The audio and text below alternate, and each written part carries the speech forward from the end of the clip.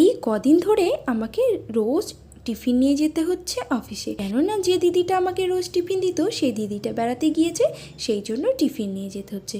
সেই জন্য ভাবলাম একটু আলুর পরোটা করে নিই। আলুর পরোটার জন্য আমি আলুটা যে সেদ্ধ করেছি সেটা সকালে ভাত বসিয়েছিলাম, ভাতের মধ্যে দিয়ে দিয়েছিলাম। আলু সেদ্ধ করে নিয়ে তার মধ্যে পেঁয়াজ কুচি, লঙ্কা কুচি, আদা কুচি, জিরে গুঁড়ো, গোলমরিচ গুঁড়ো, লঙ্কা গুঁড়ো আর দিয়েছিলাম নুন দিয়ে ভালো করে মেখে নিয়ে আটার ডোটা খুব নরম করে মেখেছিলাম। তারপর আটার ডোয়ের মধ্যে এই আলুর পুরটা ভরে দিয়ে ভালো করে গ্লাস দিয়ে চেপে চেপে বেলে নিয়েছি। সবকটা কিন্তু আমি এই রকম করেই বেলে নিয়েছি। আর দেখো খুব সুন্দর গোল গোল করে বেলে নিয়ে কড়াইতে দিয়ে ভেজে নিই। ভাবলাম একটু ঘি দিয়ে করব, কিন্তু ঘি না থাকার জন্য একটু তেল দিয়েই ভেজে। কেমন লাগলো ভিডিওটা জানিও কিন্তু, আর ভালো লাগলে লাইক করো, শেয়ার করো আর সাবস্ক্রাইব করে দিও।